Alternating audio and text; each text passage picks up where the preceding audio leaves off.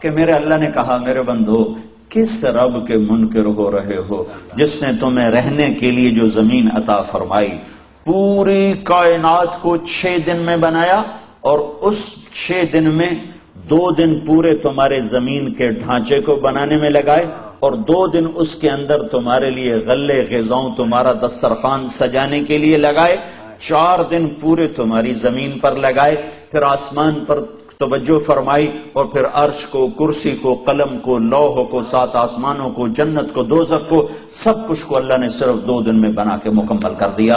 تم اس رب سے منکر ہو۔ یہ زمین تو سجدوں کے لیے تھی، یہ شراب خانوں کے لیے تو نہیں تھی، یہ زمین تو مسجد کے لیے تھی، یہ ناچ گانے کے لیے تو نہیں تھی۔ تم 14 اگست ناچ کے مناتے ہو، تم 14 اگست گا کے مناتے ہو۔ کیا سیلیبریشن ہو رہی ہے کہ جس رب نے تمہیں اتنا بڑا تحفہ دیا تم اسی سے بغاوت کر کے اپنی خوشی کا اظہار کرتے ہو۔ اتنے اندھے اور دیوانے ہو کہ اللہ کی نعمتوں کا شکر ناشکری سے ادا کرتے کہ 14 اگست منائی جا رہی، گانے گائے جا رہے، لڑکیاں ناچ رہی ہیں، 14 اگست منایا جا رہا ہے۔ لعنت ہے ایسی آزادی پر کہ جس میں اللہ ہی ناراض ہو۔